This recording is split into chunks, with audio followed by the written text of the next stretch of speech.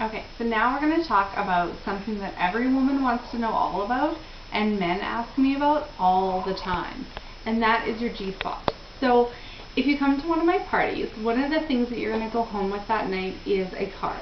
And on that card, it's specific directions to finding your G-spot. Okay, so I'm going to give you a little bit of a rundown on what's on the card that you would take home with you. And so I'm a Cosmo girl. I love reading Cosmopolitan magazine. Every few issues they have something about the G-spot. And what they usually print is that your G-spot is located inside your vagina, 1.5 to 2 inches in towards the front wall. Now that's great information, but what I've never seen Cosmo print is what your G-spot feels like. So unless you've had your fingers in another woman's vagina lately, I'm going to explain to you how this is going to work. So your vagina feels soft and silky, and it's full of lumpy, bumpy glands, and it feels like the inside of your cheek. Now, your G-spot actually feels rough, like the roof of your mouth.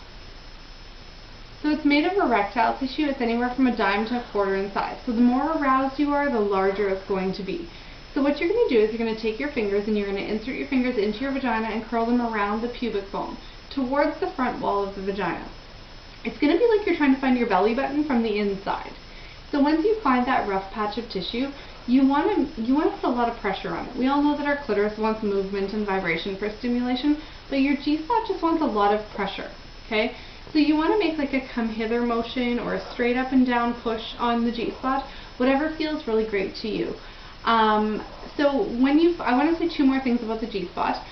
One of those things is this. If you've never had a G-spot orgasm before, I highly recommend having your very first one alone. So here's why I say that.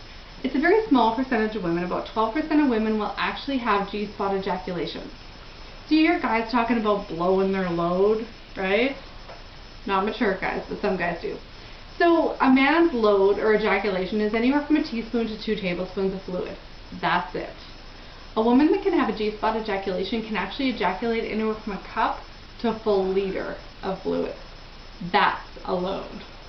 So that's why I say if you've never had that first G-spot orgasm before, you want to know if you fall into that 12% of women, right?